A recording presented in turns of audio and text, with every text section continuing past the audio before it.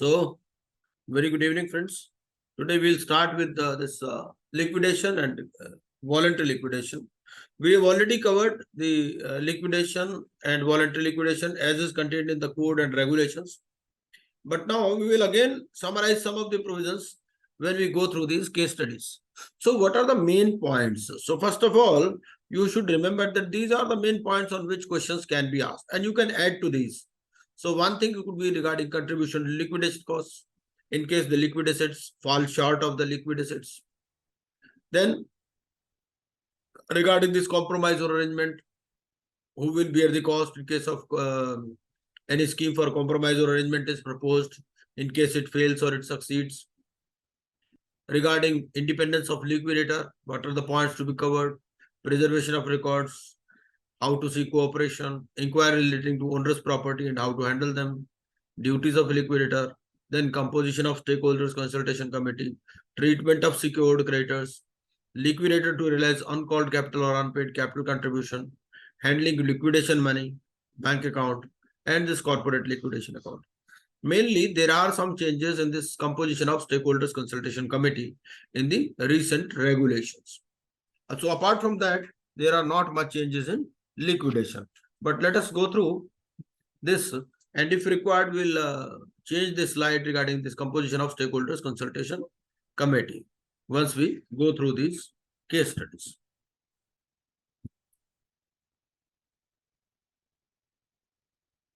So this is the case study. Liquidation order was passed against XYZ Private Limited by the adjudicating authority on 1/1/22 since no resolution plan was received during the CIRP period. So balance sheet is something like this. Now this is the balance sheet.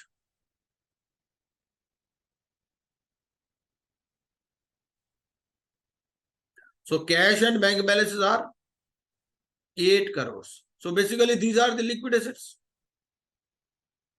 So if we try to find out how much are the liquid assets in this balance sheet, so liquid assets are only cash and bank balances. Now this following further information is provided to you. Liquidation cost is estimated at rupees 10 crores. Now liquid assets are 8 crores. Liquidation cost is 10 crores. This means there is a shortfall of 2 crores. So how this has to be met? What the liquidation sections and this regulations say about this? Actual inventory 12 crores. Inventory in books 50 crores. Sometimes due to overbilling, booking fictitious purchases just to avail the loan facility from bank, inventory is jacked up. So inventory here is 50 crores, whereas actual inventory is 12 crores only. Then fixed assets. So fixed assets are 12 crores, and fixed assets they include leasehold rights of rupees 5 crore in a land in a remote area. So even e-auction did not elicit any buyer, and the liquidator is thinking of disclaiming the same as onerous property. A maintenance contract was entered into for such land with a local contractor, and the same provided for a lump sum compensation of rupees 5 lakh in case of termination of lease. The local contractor has evinced interest and has inquired in writing from the liquidator as to whether the liquidator is going to disclaim the leasehold land.